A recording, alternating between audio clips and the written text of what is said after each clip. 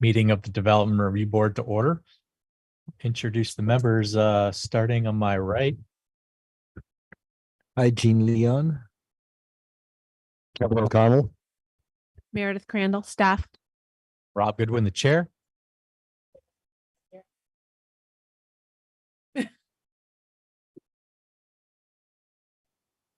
Chair now and vice chair. We're live. Abby White. Nice. And we have nobody on our Zoom platform this evening. We do have a special guest, Mike Miller. Would you like to introduce yourself real quick? Mike Miller, planning director for the city. Wonderful. We And Joe, go have, and grab your name tag right there.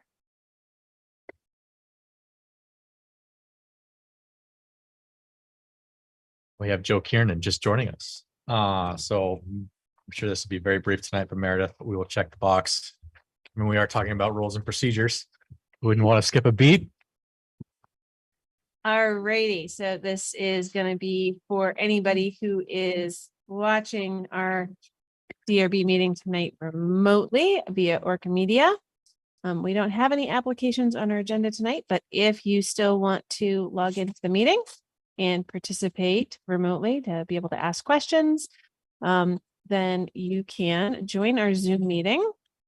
You can type this link into your web browser, and that will bring you right into the meeting. I will see you want to come in and I'll let you in, or you can call this phone number and plug in this meeting ID when prompted, and you'll be able to hear what's going on over your phone as well as ask questions.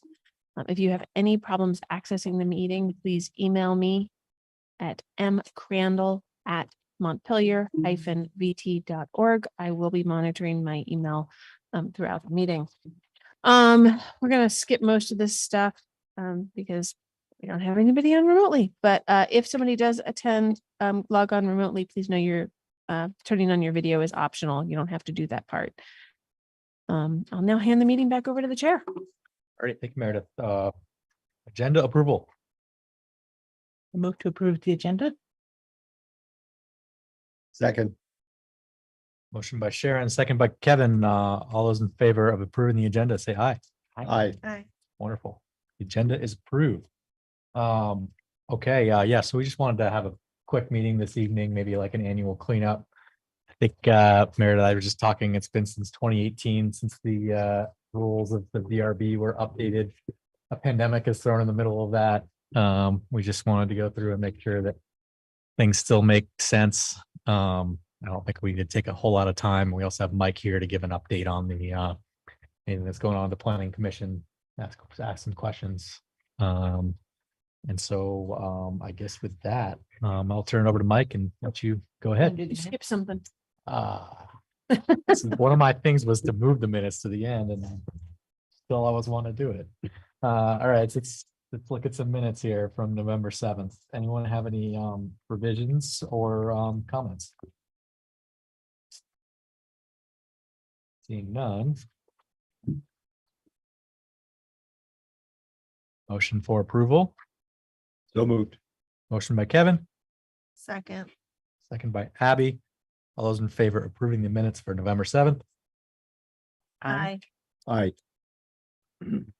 Minutes are approved for November 7th. Now you can talk, Mike. Now I can talk. Okay. So Meredith asked that I kind of come in just to give a quick update on a little bit of what the planning commission is doing, a little bit of what the planning commission. So the planning commission is just another. It's kind of the complement body to the development review board, but they handle the policy side. So while you are the quasi judicial board enforcing and administering the zoning regulation, it is the planning commission's job to, they have two major responsibilities. The first one is to adopt the city plan. And the second is to adopt any zoning regulations that help implement that plan. So any zoning regulations that are passed and any amendments that are passed all have to be consistent with the city plan. And there's legal requirements in there for both documents. But really that's the purview, that's where the kind of the two boards here overlap, is that they're gonna write the rules that you guys are gonna be responsible for administering. So as you guys move forward and find things that need clarification or editing or fixing or whatever that comes up, those are things that you could give to Meredith, she'll give them to me, and then the planning commission will consider them or go back and try to make revisions that will improve the process for you. So as you go forward, not necessarily in rules of procedure, you guys can do whatever you want with your rules of procedure within the guidelines under the state laws. But if you need changes to chapter 4 of your regulations, you've got something that's like, boy, this would be easier if we could make this edit. Sometimes you can, sometimes you can't, depending on state law. But some things where you do have flexibility, we can go through and make those edits. So that would be kind of a big overarching thing between the planning commission and the DRB. Right now, what's on the planning commission schedule is updating that city plan that I was mentioning. It's been a long time. It was originally kind of adopted. Well, it wasn't kind of adopted. It was adopted in 2009 originally. It's been around since the 1950s. It's been periodically updated. Last major revision was in 2009. We readopted it in 2017 before it went and expired, because you have to do it every 8 years. So we're trying at this point to adopt a new plan. We're doing a comprehensive review. And we're hoping that 2023 is going to be a big year where we're going to be rolling out a number of chapters and get hopefully approval by the end of 2023. That would be a really big accomplishment if we can get it done next year. A lot of that has to do with how long it takes to get through the public process. And that takes as long as it's going to take, which anyone who knew the zoning provisions knows that that took a long time. The city plan update can also probably take a long time. So we'll see how that goes. But those are the big things that we're working on. We usually do 1, sometimes 2 zoning updates a year. While we're doing these other things, we'll squeeze them in. So we haven't done one since March, maybe. So if there is a set of revisions, Meredith and I have a little running list. We haven't seen anything that's come up to really push us to get that next round of amendments going, but if things come up, we'll get another set queued up. So when you do that revision, do we get it, like, is there an addition to our book? Is there? Oh, of the reg changes? Oh, yeah. Every time we issue new regulations, we circulate all those around. Okay. And I try and give previews when we know what sections we're working on next. Right. And when that process gets going. So yes, no, you will get, like you said, there hasn't been a big stumbling block issue in the last several months. So we've been able to focus on other things. There are some provisions we know we need to work on, but there are either things that it's not a major priority, or we have to wait for other issues to resolve before we can really dig into what we're going to make for changes. Is there a kind of a theme as to the kinds of things that you're finding that pop up as something that's worthy of consideration for revising? For zoning revisions, Yes. usually a lot of them are technical. They'll come up as Meredith or Audra are actually enforcing the rules, and they'll say we've got an inconsistency, or it's clearly, A, B, and C are being talked about, but it never really considered D. And we have a D application, and what do? It doesn't fit into this other box, so we need to make a revision. So a lot of them are those types of things that we didn't. Some of them, when the big zoning, our major zoning went through in 2018, and that was after 7 years of work. Even when that passed, we knew in the office there were a number of chapters that needed work, and that included, and they're still in need of work. We still know the sign regulations need work. We still know the subdivision regulations need work. But at the time, we're working with a consultant, we're getting things done. We got things to a point where, don't let perfect be the enemy of the good. And we passed what we had, and then knew we would go back for some some changes. So we know there's some in there that could be better. In particular, the sign ordinance would be much better. could be much better. The subdivision regulations that are in there are a little more, I would call them suburban Mm. than they are urban. They're really kind of set up for a different type of community. So I think a little bit more new development versus infill or yeah, it's, whatnot yeah, too. it's really So set up for, oh, so when you're going in there with your 20 acres and you're going to subdivide it into 80 lots, this is how you would do it. And we're kind of like, we haven't had that in decades. I don't know if we'll have that except for maybe Elks Club. And even that won't be that big for Yeah. subdivision. But that's the type of things. It really needs to be more focused towards a more urban environment. Yeah, and so, those of us who've gone through all that, we've found workarounds, we've found ways to make it work, but we'd like to clean it up. And that's, with the big, oh, this doesn't work. Shortly after I got hired, we did the whole, oh, right, steep slopes. Yeah. We can't ban all construction on steep slopes in the mountainous river valley. So we That's a had big deal. that's a big deal. Yeah. That is a really big deal. So we've tried to deal with those kinds of, issues where it just put massive brakes on projects that really shouldn't have had them. Yeah. And now we're dealing with a little bit more of the finesse issues. So I guess, yeah, one thing that does seem like over the last few years, we've been sort of trying to address some of these technical issues in a piecemeal fashion. And, I think that like maybe more generally, and I'm kind of interested in input from board members on that, is that it seems like we often get in situations where our hands are tied and then it's so clear in the regs that like, Meredith has no discretion to do anything different. Like we as a board have no discretion to do anything different. It says what it says. And like we end up having to make a decision at which maybe we're not happy with, but it's what the regs say that we're supposed to do. And that it just seems like there should be a process at which this board can take, any legitimate application at face value and look at the facts and make it, make a decision as to like how to get around a I don't know, I'm going to give a fictitious example. Say the regs say that you can not develop if the slopes are above 11%, but they show 10%. It's like this board should be able to sort of make a discretionary decision as to like clearly in the regs that like, oh, obviously like the intent here was something different. I just feel like there's a lot of instances where we don't necessarily have that latitude because it spells out specific numbers and metrics. And I mean, how would you decide where that line was though, on where our discretion goes?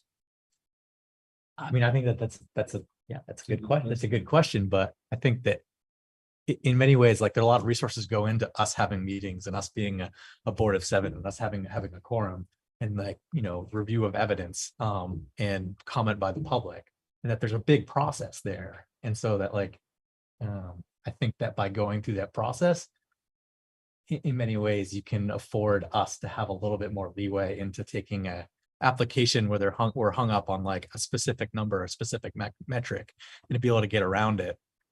Because I don't know, these regs are like 250 pages or whatever, long. Like we're never gonna like fix every single sentence to like be able to spell out every single scenario.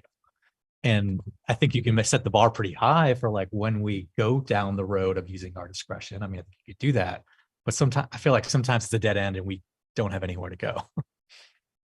Yeah, we've tried, as we run into these, we certainly try to go through and make things more flexible where that ability exists.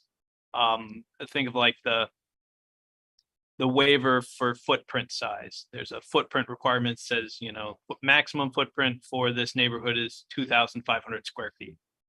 But you can get a waiver the DRB can issue, and it's an unlimited waiver. You can get a waiver up to any size.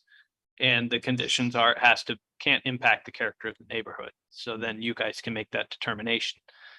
And so those are good. And as we've gone through and kind of tackled these, and a little bit of this comes down to having a set of regulations that were, it's kind of like writing a story or something by committee. And the same thing happens in writing zoning. It isn't written by one person. It's a consultant. It's been amended by the planning commission. It's then been further amended by city council. And so things kind of get jumbled in and not everything works together. And in certain cases, as I said, with the 2018, we knew looking at it in 2018, that's not the way I would do it. Mhm. But we've been working on this for 7 years and we need to get this across the finish line and then go back afterwards and make the repairs. And some of these were things we could foresee. We were like, it's going to be unlikely that happens. Then it happens. And we're like, all right, well, now we're going to have to deal with it. But that gives me the excuse to go back to the planning commission and say, you know, we recognized this was a possibility. Now it's here. We've got to deal with it. But I think the revisions we've been making have in general been pretty good. We haven't had too many of the revisions that we've gone through where we've gotten done with it and said, nope, we got to go back and revise the revision. So I think it's going to take some time. The pieces we've gone through, we've been very deliberate and careful to really add more text to think about it, make it more flexible. Perfect. As best we can. And again, we talk about it at a big level as well of what can we move down and make it administrative so that way it doesn't come to you at all. I mean, there's sometimes you guys get applications where it's kind of like, Yes. what Yeah. are we, Yes. what's everybody doing here? This is so obvious. There's no reason for it to be here. And those are the Yeah. ones that we're trying to move. And for folks who haven't been here, back in 2017, there were the city issued 146 building permits or zoning permits, and 72 of them went to the DRB and 74 of them were administrative permits. And last year there were about 140 permits issued and only 22 of them went to you.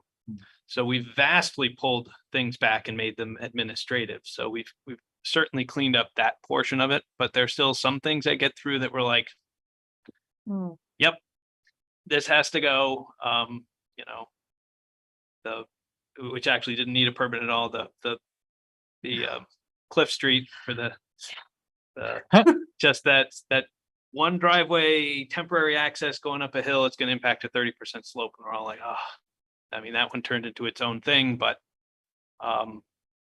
again, you get these small permits, small projects that eventually you kind of, we try to work ways out where we can make the process better for everybody.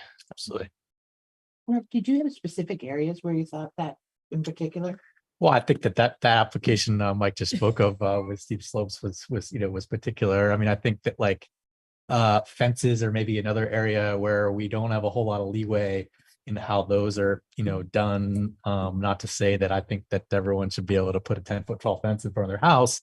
However, I don't see a reason why the board should be prohibited in a certain instance with a nice application has good merits from issuing some sort of waiver that's greater than what's afforded in the regulations. There are some waivers for that in there. They're very specific, but I think it was like 10% of the height or something like that. that's for your standard one. If there's other specific conditions where like you're on the highway or you have a situation where you're on a slope, right? And you're dealing with a slope issue where they do allow the higher fences. But yeah, I mean, that was one, if you have specific things that you think would make the regs better, I or think- you want that Yeah. percentage height to be different, those are things that we can always investigate and Yeah. push forward to the planning commission. Like if any members of the board are like, this really doesn't make sense, I'd like to see something different. As individuals, you can put that forward, or as a board as a whole, talk about it. Those are always options. I guess I don't know.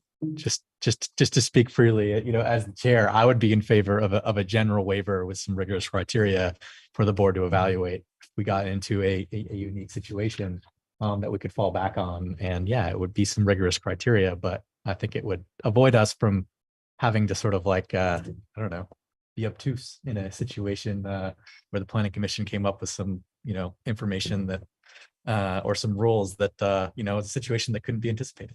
And I feel like sometimes we don't have that flexibility. What are you thinking? What would be an example of that? I mean, just hypothetical objects. Well, I think an example of a fence is, is perfect.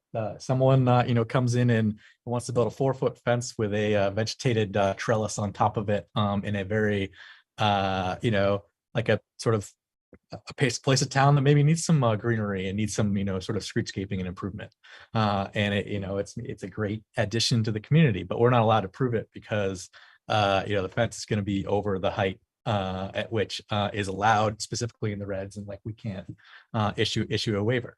I mean, that's just one, but I think my point is that like I don't know what the specific things. If we knew what the specific thing was, we would write the regs to account for the specific thing. And I feel like our job as the board is to sit here and to be able to like address those issues where there's irregularity and there are issues that couldn't be Right, predicted. I totally agree with that, but I have yet to see a zoning board have a universal waiver authority. And that's also, just as a note, Yep. when we get those kinds of applications, a lot of the time we filter them out on our end, and sometimes we go, well, yeah, that makes sense. And so that becomes part of the next round of zoning regulations changes where we tweak it. If it's something that really makes absolute sense to have allowed. Mhm. We've done some things like that, where people just held up their projects until we changed the zoning regulations. Sure. I mean, I guess I So- wouldn't call that process necessarily a very, efficient process, process. But it's also, the way when you're talking about specific numbers. Mhm. Speaking from a supporting the decision point of view, if you start just throwing in sort of more amorphous waiver criteria, you start getting decisions that are not supported by the regs, which are what your authority are, and make them more appealable. Because That's- they say you're exercising too broad of a discretion, Sure. right? So just throwing that out there. Oh, I think it's a valid point. Yeah, I kind of feel like in a lot of circumstances, numbers are difficult to get around, but a lot of times the language, you can finesse it a little bit. And it gets to the point where if somebody were to appeal it, they'd probably win. And so then it's really almost like a general waiver of sorts where you just kind of throw it out there and you see if anyone cares.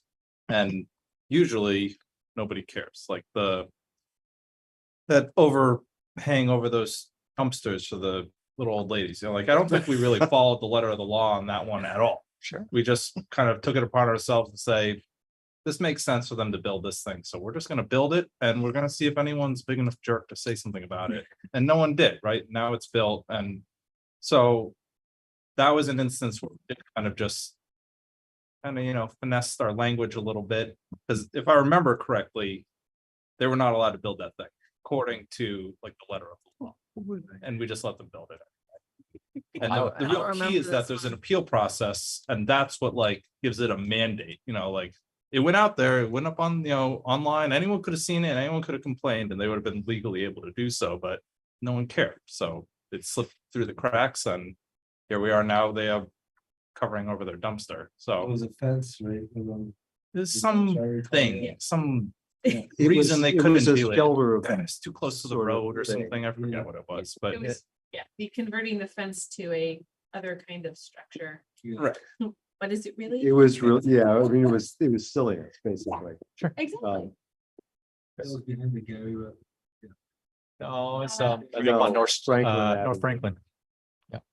So I get your point with like when it's numbers, those are hard to get around. Like you can't build a building that's taller than 35 feet. Someone wants to build a 30-foot tall building, although there are like 10% waivers in there, the numbers can be difficult to get around. But at the same time, it kind of gives us an out also sometimes, like the last meeting we had where everyone showed up to try and complain about that little apartment building they want to build.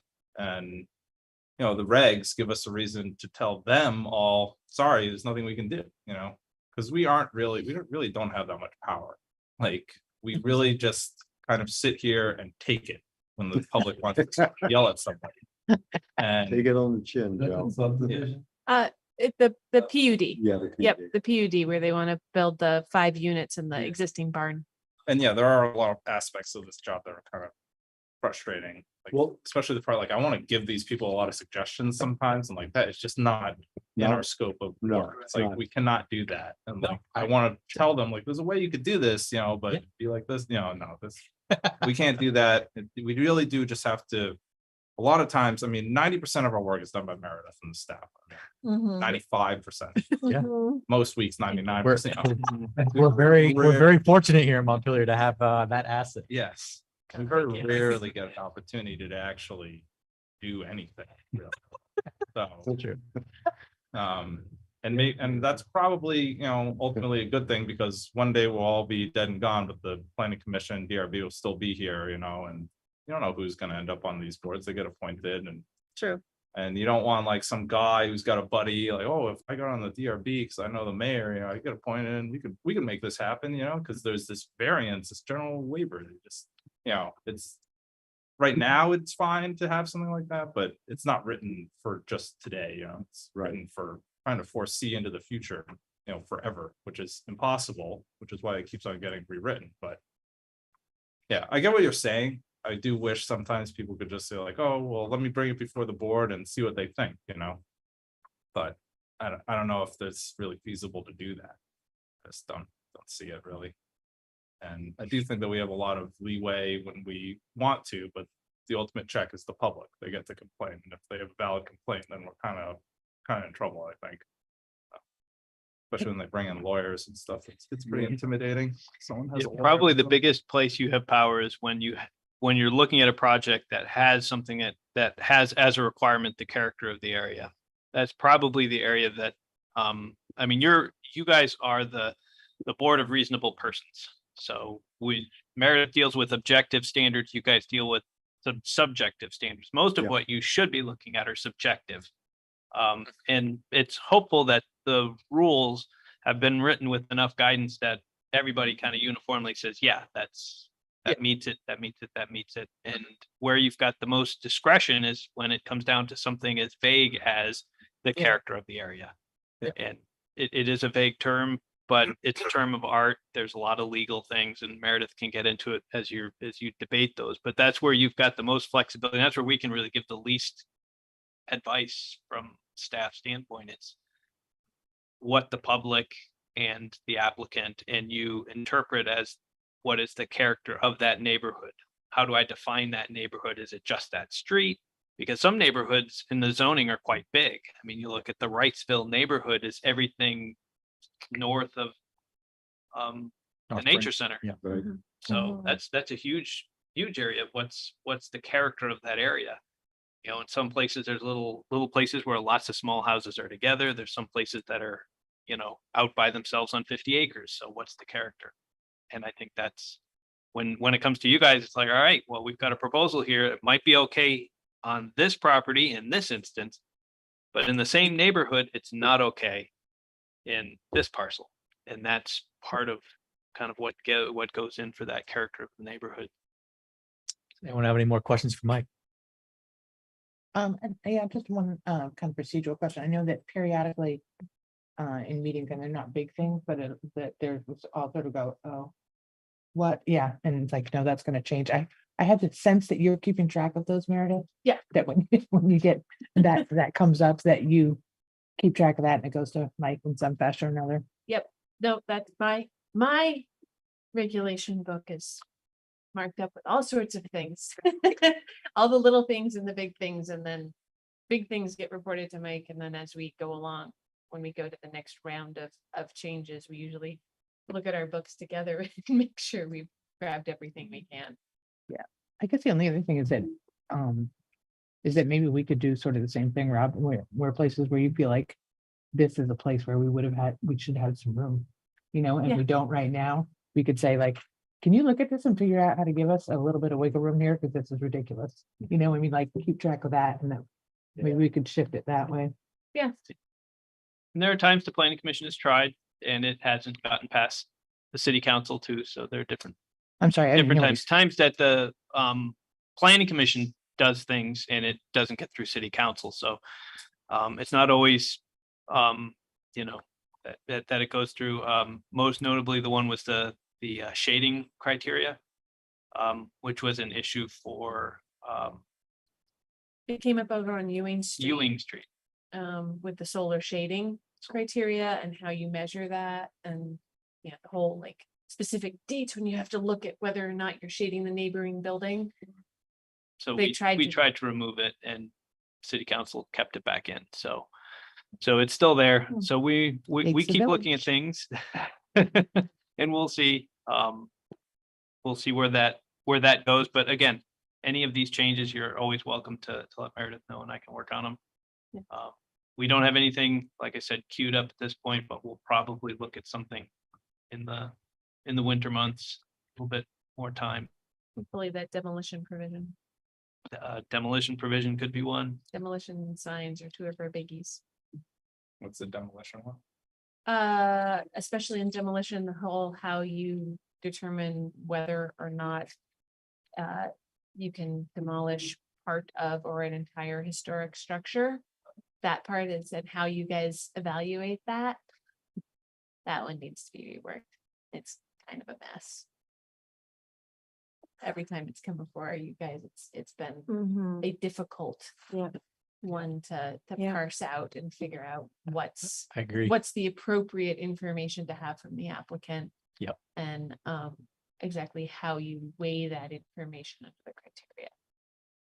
It's not very clear.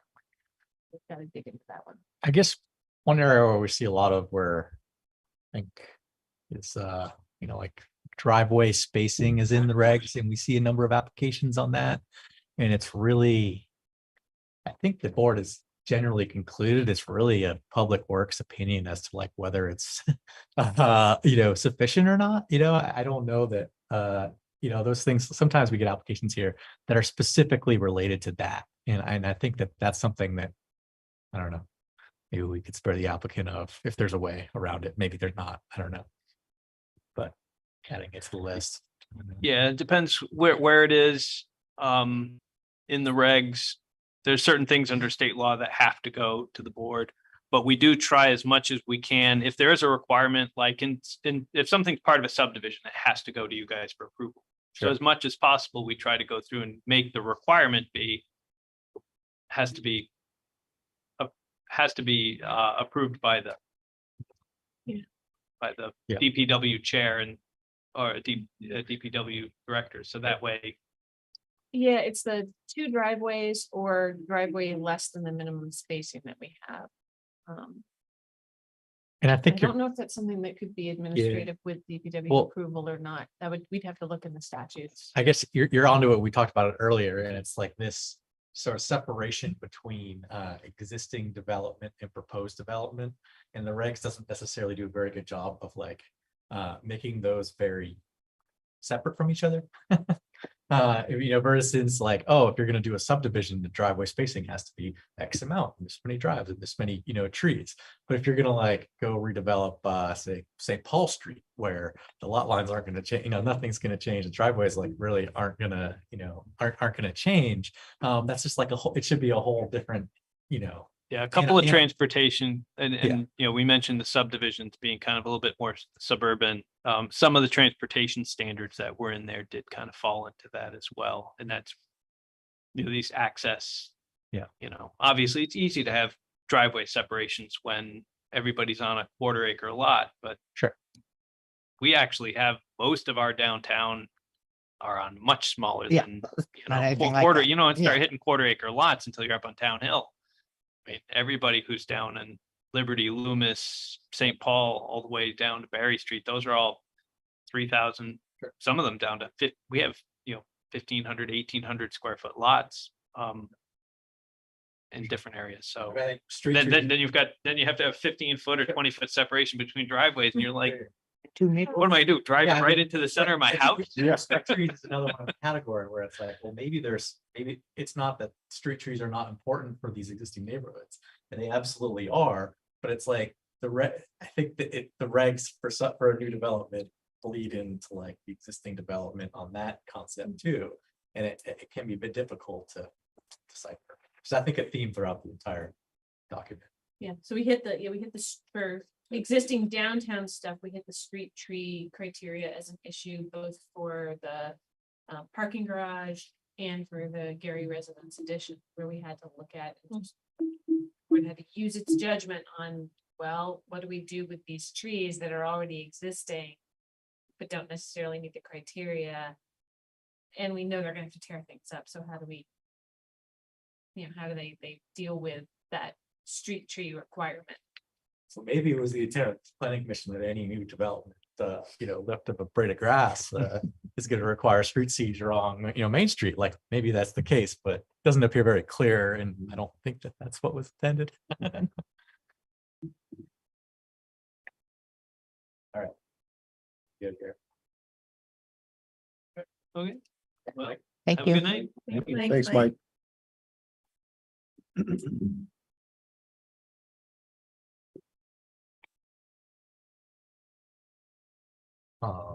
Alrighty, so Meredith, were there any key sections which you thought would be important for us to just sort of like go over real quick? We don't need to go through the whole document, I don't think. I know you have some notes on procedural stuff with whether it makes sense, but Yeah, I had it when I went through just on my own, there are a few little things that I know have come up here in the board as we've, especially over the last few years, as we have dealt with things and absences, that I think it makes sense to maybe try and do a revision of the rules of procedure, specifically making sure that there is that it clearly states in here that the board has the authority to nominate and appoint a acting chair when neither the chair nor the vice chair are either available or, are conflicted out of an application, that we have that in here clearly. It's right now in the rules of procedure that only appears with the conflicted out. And it's sort of buried in the rules. You don't have that option just because, people are out of the country or somebody's away, or sick, right? I think that should be something that's in here. There are a few little that's right. things. That's actually for a vice chair, right? If the chair and the vice chair are both out, then they temporarily elect a vice chair, not a chair. Is what I read. Here, I think it's called an acting chair. You can just say an acting chair. Right. It's a vice chair. I just noticed that. I Whichever. thought it was We can weird. pick one and go Yeah. with it. I don't think that we, I could, I can double check into the statute what, if anywhere, it specifies that, and if there's one term or the other, but something along those lines, I think should be in here. There were some other tweaks that were a little strange where, so some of the board's decisions pre-2018 were actually made in the minutes. That was the only written expression of the decisions. And so these rules of procedure actually say that the DRB's minutes are recorded in the city clerk's office, not just the decisions. That hasn't been done since before I got That's here. not true. So that's not true. That doesn't happen. So I think that should be tweaked. We also have this in the order of business section, report on administrative approvals and report on actions taken in prior deliberative sessions. I don't think those are things that we have to have in there. I think those are things that used to happen by the board. And so keeping that in here in the order of business doesn't really make sense unless the board really wants it. And doing a report on administrative approvals every meeting would be pretty long. Yeah. well, Yeah. Is available. I guess there's not a congregated list that's available, but now we have a system that exists. Yep, Audra can, we generate that report every year for the annual report. So Audra has that information available from our database anytime somebody requests it for the administrative approvals. And, reports on deliberative sessions, that's already in a written decision. So I think that those could be struck. The key, I think it's some of the key provisions in here that we don't necessarily work with every day, are the whole it's not very well spelled out, but there's one paragraph on conflict of interest that just goes back to the ethics policy. The ethics policy is rolled into the open meetings document that is part of the guidance packet that everybody got. It's pretty, basic stuff. If you know you have a conflict that involves financial or other gain, you're supposed to recuse yourself. If there's something that's the appearance, you have to at the very least disclose it during the public hearing process and give people the opportunity to object to you taking part. That's the real basics. There's more involved there. And, the ex parte communications part, that's one of those things where I think the easiest thing to do if somebody's trying to talk to you about either an application that is coming or a project where you're like, that project could come before the board, either as something that will come before the board as a first instance, or pretty sure that's going to need a zoning permit. So technically it could get appealed to the board. Just be like, hey, I'm on the DRB. I really can't talk about this. If you have questions or, you want to know what's going on, contact the planning department, contact Andra, contact Meredith, but probably you want me to be on the board if this comes before me. So don't talk to me, because if you do, I might have to recuse myself. Like, I mean, Catherine and I were talking about it at one point, and I think, that. I mean, I feel comfortable talking to people about procedures. Yeah. But no.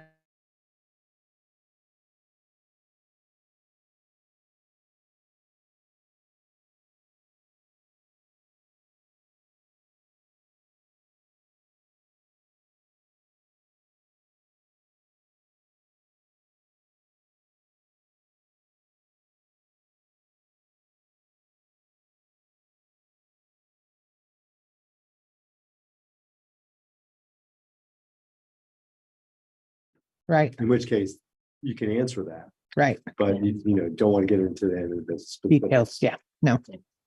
And that, I'm thinking about the time I've been on the board, how often that's come up as an issue. It comes up relatively frequently. But it's usually just, hey, do you know when this is going to be heard? Something really basic. Can I ask this is kind of a silly question maybe, but I'm not aware of who our secretary is. Do we even have one? Saw that That's- too. Is that you? That's Yeah. me. That's the planning department. So it's sort of a combined thing. We have a recording secretary, who she used to attend, So you do all the meetings, minutes.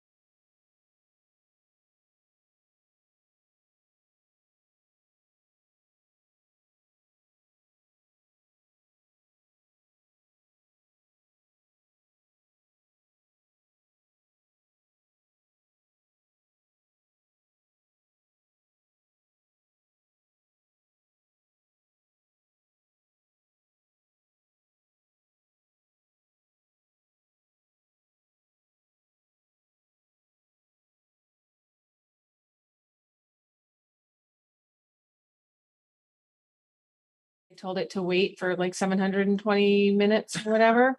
So maybe that's the problem, that it's trying to do the update still.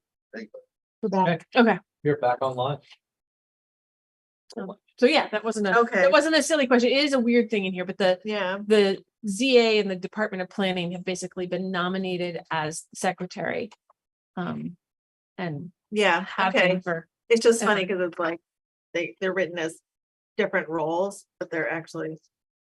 We could maybe potentially reword that a little bit, but maybe better. If reflect- they're ever going to be separate roles again, then it's probably fine, but yeah, secretary who may or may not be a member of the board and may be designated as the Department of Planning and Community Development. So, yeah, I mean, the zoning administrator has a very specific role. Sure. And then the secretary part, if for some reason we lost the person that we contract out to do the minutes, the planning department as a whole would need to do that. So it could be like the zoning assistant, somebody else, or if we had, actually had an administrative assistant in the planning department, which we don't, they could come in and do those minutes. And it wouldn't necessarily have to be the zoning administrator. Yep. With the way Okay. it's written. Somebody other comments? Want to move the minutes? Is that what you said? Yeah, I Wanna was make gonna that get to change?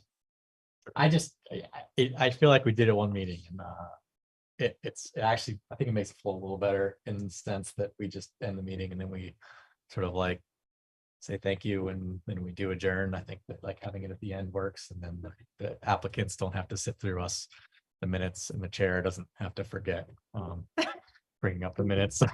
That's not a, that's not an important thing. Procedure of what the order should be. I do think we should get, 'cause you have people that are coming in for these meetings and they don't want to Yeah. sit here and listen to us approve the Yeah. minutes, even though it only takes like literally a minute, not Yeah. even. Just Yeah, get the we can minute move out it as to quick the as end. possible.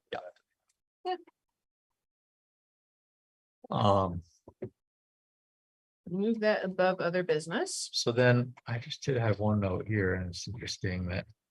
So there's like a general thing on like. The oaths here and it's almost like during sketch plan, it might make it clear that like that's not necessary. But maybe we don't do that because it's not that like every single person that speaks before the. I don't know, maybe I'm wrong on that. Yeah, because it specifies testimony by witnesses, right? Mike wasn't a witness giving testimony, so we didn't have to give him an oath. Yep. Sketch plan, there's no official testimony. right. So, I mean, we could, but, Makes sense. Do attorneys have to swear in? oh boy. I don't think so. Not historically anyway. Not historically, not according to any attorney that's been here before the board in the last 4 years. Oh, right I'm not then. gonna argue Well, with any And it goes back a lot further than that. experience. Yeah, because they are there representing their client, so they are not a witness. No, that's right. Right? They're, So, but that's the line. Whereas if they start bleeding over and it starts being like, can your client actually do that? Because you're starting to bleed into testimony, right? If it seems like the lawyer's starting to bleed into testimony, it really should be someone else We have giving every- that We information. have every right to remind them they are not testifying, so. We came across- Yeah, we did the building that didn't happen in front of the Thrush. With feel like it was opposing right. attorneys. Another one though, was the Liberty Street. Yeah, that attorney was trying to So what? testify. Did that ever get? Which one? Oh, I don't know. Oh, 14 No. Liberty Street, that's still before the environmental court. Hmm. That's actually because that's an appeal of the demolition provision. Right. Yeah. That's part of what we're waiting for before we do any digging, any more work on revisions to the demolition provision. We actually have a draft revision from the director of the Historic Preservation Department at UVM, who's on the HPC, Montpelier's Historic Preservation Commission, but we're just like, we're not even gonna touch it until we find out what the Yeah. court says about the provision that we've already got. All right. So. If you did come up here on live while under oath, is there any consequences there? Pains and penalties of perjury. Yeah, I have no idea who would enforce that, other than that it could make the permit void if Yeah. it was in support of a permit that was then granted. And that's applicants who attest to things in their application. Right. You know, which anything here would be part of that and part of the decision. That's what they're bound by. And if they lied and then they don't do it or they didn't do it, That could be a civil action. that could be a civil action and as well as just well, your permit's Void. void, Right. you know. The permit could be void, but they can appeal it, and then that would be the civic part. Yeah. I'm It's- Thinking, Yeah. And somebody else could potentially Yes. appeal it, yes. especially, you know, that might void the timeline too. I don't know. I think probably most likely a topic that would be battled in environmental court on appeal. And it would be part of the decision as to like whether someone perjured themselves or not. Yep. Um, And if it's not already there, it would then become part of the notes in the statutory books. uh, Yeah. All right. Mhm. I think that's good. I guess Meredith had talked briefly about, there's nothing in here yet about like sort of the hybrid format, digital like meeting materials, the remote meeting procedures. And Meredith mentioned that the legislature is going to take this up this session generally in Vermont, Hopefully. hopefully. But I think if we do sort of make some revisions here, we might want to think of some very basic things that don't even apply to that we might want included. Or just provide some like maybe clarity to in a written extra document that's not part of our rules as to like what our preference is, as opposed to like, you know, so that maybe like they hire a consultant. I think we like it when people hire consultants, they like do good work, but we don't want to make the consultant drive all the way here and spend like 3 hours of their day and our applicant pay them. So that I think that that's always permissible for someone to be, you know, online.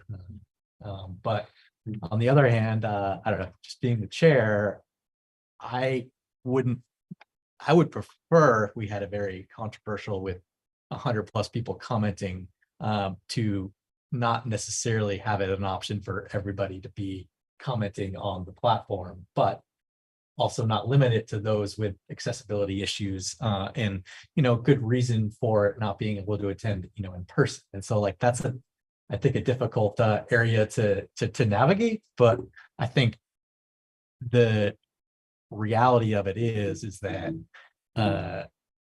for these public hearings, like if people are in person and making comments, it's much more productive than it is 100%. with the Zoom platform. So, I'm totally supportive of that, Rob, but it's going to be like herding cats in the legislature when they try to figure out how to untangle this. sure. I wonder if you could do something, I mean, obviously it wouldn't be foolproof, but just ask, you know, for a hearing where you really want everybody here. If you could just say, you know, if there's an accessibility issue or another reason that you can't attend in person, we have an easy peasy waiver and just fill it out and we're happy to put you online and that would weed out a bunch of them, you know? Well, and that's where we have to think about what the standard practices are, right? Right. As long as Zoom is listed as a way to access via in the public hearing notice, anything like that, Right. then that has to be just available to anybody. Right. If you want us to pare that back and only provide that link when people request it, whether it's board members or others, you know, we can do that as of right now, is my understanding, but it's also a bit of an optics situation, I think, with the city at this point, because every single committee now has that option, and Right. some of them are completely remote. Although the ones that are completely remote, if Act 78 expires like it's supposed to on January 15th, they can't do that anymore. That has to be renewed by the governor. Or that completely remote public meeting option is out the window, and they have to, at the minimum, I think, be hybrid, where somebody is in person in a room. Which is one reason I was like, let's not do any like required changes to here when it comes to the remote meeting part yet, because I don't want to see, like you said, how it boils down, but yeah, it's gonna be hard. It's gonna be hard. I mean, there's a lot of people who really like Zooming, you know, And it's, We had also cases when we were just going by Zoom here, people that didn't have access to the internet, and so what was their option? Yep. Yeah. Well, I mean, I think, I don't think it's something we can really put in our rules because it's always No. changing, but something clearly stating our preferences, making that clear, I think is something we could do that's not binding. Is really the way to do it, because then you don't get in trouble for saying it's this way or that way. You just say, well, this is what we prefer. Right, how do we disseminate this to the public? Well, yeah, so that is something where it comes down to the board basically asking us, tasking the department with having that be something that we just express to people and or put on the website, put where, people are applying for zoning permits. We could, if there is this sort of policy that you want to get out, we could just go through our communications director and make sure that that's disseminated, sort of our basic announcement ways via the city website, Facebook, Front Porch Forum, that type of stuff. If you wanted the broader notice. I'm not sure that really makes sense. I mean, I think maybe like adding one sentence to like the general notice, like, Yeah, people are encouraged to attend in person. However, there are these other options. We could do that Yeah. for the notice that gets mailed out to everybody and the hearing notices, for yeah, I sure. mean, I like that, saying that we prefer, because I do prefer coming in, having them here. Yeah. I prefer that. It seems like it really facilitates the whole process Yeah, when. it does make it easy. Yeah. We just can't force them to do it yet because No, this is that's the new normal to easy. live in. That's easy to do, is to change some of the text and like the footers and other places in our hearing notices. Yeah, we can start there and Okay. let the legislature. I mean, the technology is going to continue to evolve. So, And people are gonna get better with it. they're going to get better with it. I mean, it'll be holograms. Generally, They yeah. will be. Yeah. it's So, been around, yeah. One Peter, thing that's just on the what Peter was about, technology. right? One thing on the technology, and if this is gonna be kind of a continued thing, and it sounds like it really is, this is a horrible location. Oh, Yes. no, there is a, so I am not Yeah. part and parcel of this. There is a whole technology updating process that will hopefully be happening. How that all boils down to, I'm not sure. My hope is we'll see large, like, TV screens in a few different places Mhm. throughout the room Right. versus this crazy projector situation. Yeah, I mean, it's just the back and forth between people who are here and not here. It's just. Yeah, so that both the people in the audience and people in the round here have a screen that they can look to see who's up there. It would be lovely if board members, if we just had screens here on the tables Yeah. built in Right. that just logged into Yeah. the Zoom and you could see that. I think that's gonna be a little beyond the city's. I mean, budget. this technology is, circa 1978. Oh, well, maybe not that one, but Oh, almost. not that, that. Just, I yeah, mean, no. that's not in there. With clear slides. Oh, I agree. Go ahead, Abby. I want to go back to this point about in-person versus remote, Yeah. and I am uncomfortable stating a preference for having people present. Because I think Zoom is a game changer for accessibility.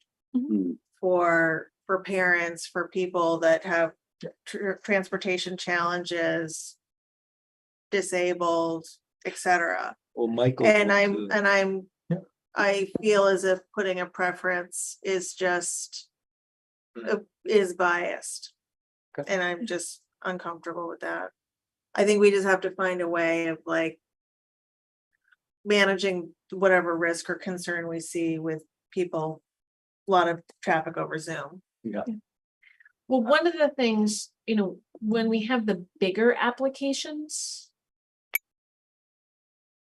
that's where it really starts to get complicated. And I think, the department is of the opinion that when we can, try and have as many people as possible in person without overflowing the room, right?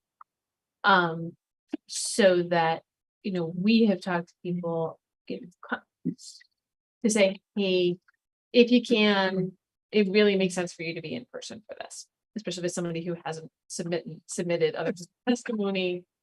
Something. I see what you're saying now. I mean, it I might see what you're be, saying too. because, I mean, we have had a lot of people who have said, thank you so much. This is letting me actually participate Sure. on, at the most, the quickest hearing possible versus, nope, I can't do that meeting because I don't have childcare, so I have to wait another 2 weeks. for So- more." Does it still create a bias if you say, if you can be here and if you can't come on Zoom?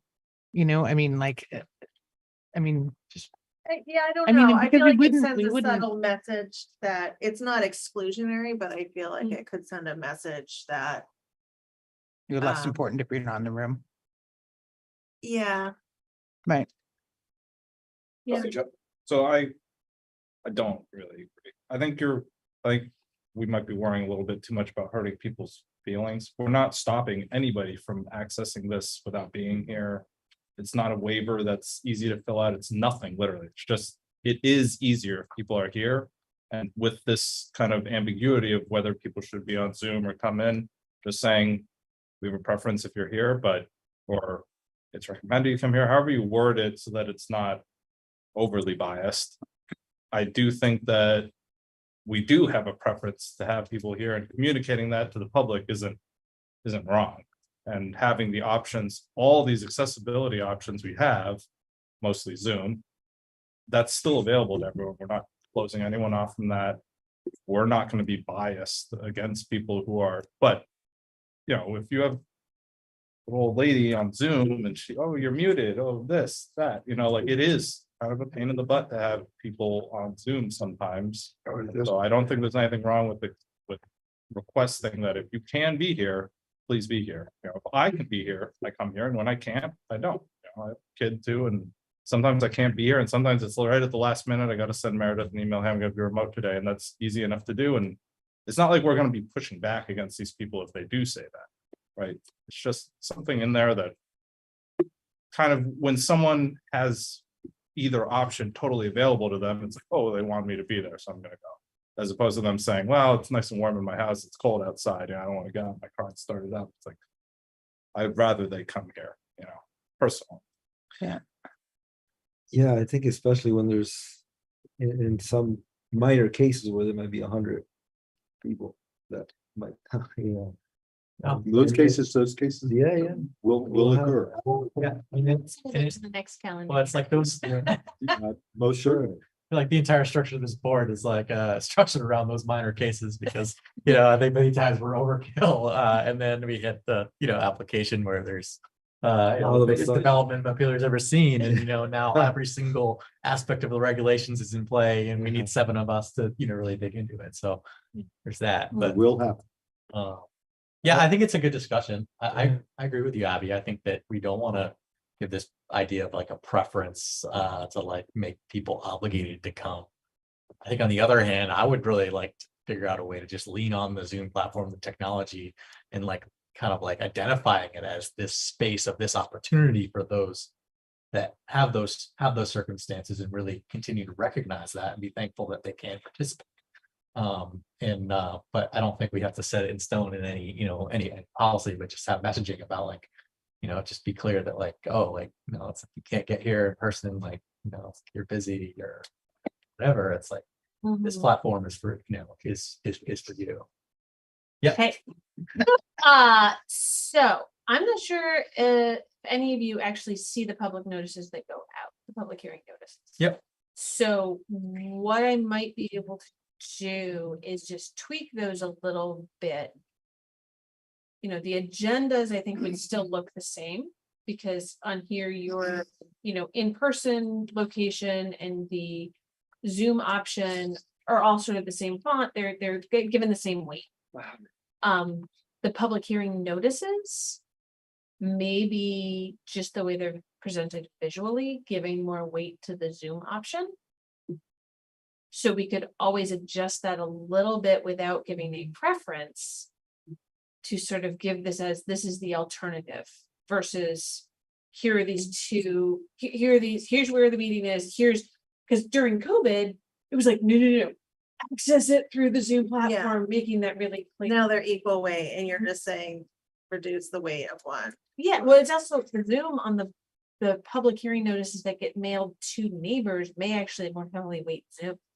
Yeah, that's So good. it That, may be just that- a presentation versus language situation, Mhm. Be Yeah. a start for That's sure. a good start. which will, Yeah, maybe achieve some of what you want without running into the implied preference that makes some people feel like they have to be in person, even when that makes it right. Or just like, and it's a preference with power and balance as Yeah. well. Sure. Because we're a decision maker.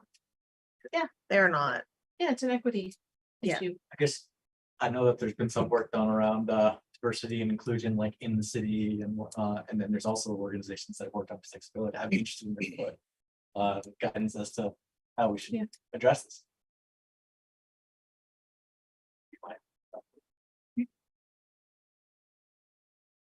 Whatever you guys want to do. All right. Well, let's go forward with the small steps. Yeah. I can definitely make some tweaks to how some of the written notices are come across. And then, yeah, I don't even know who's on those committees, but it might be a bigger picture question, right, for all the committees and boards as to how do we, if one has a preference for in-person, how do you then balance that with the accessibility and equity issues? No, my dad's on the Unitarian Church board and they had that same thing where with Zoom, all kinds of people were just like, this is so great. I can actually get to church now. And they have they're all excited to come back together, but there's still this really strong, like, yeah, you can access it this way. This is great. And we never want to lose this kind of thing. So there must be a way to do that, you know? There's Well, been cases too, like I've seen some council meetings where there's just been bombs, like, I don't know, like a Zoom bomb. like Oh. it's called, yeah.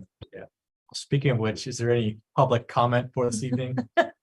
We have I no did not public. see anyone No present. public. Do you see any Chime in, maybe? public comment? Be slightly worried about Um, anything that tuned into this tonight. Does anyone have any other items? I feel like we're wrapping up here and we've made some great progress. So thank you all for the discussion. So no further meetings this month, not till the new year. Next year. Yep, next meeting, will be January 3rd. Yes, sorry, I just got an application in today. And, there is no meeting January 17th. We just have the one January meeting. So enjoy your holidays. Likewise. Thank you. Yes, thank you, You Maria. too. Make a move to adjourn. Oh. Motion by Sharon to adjourn. Second by Gene and all those in favor? Hi. Oh, adjournment is passed and we're adjourned.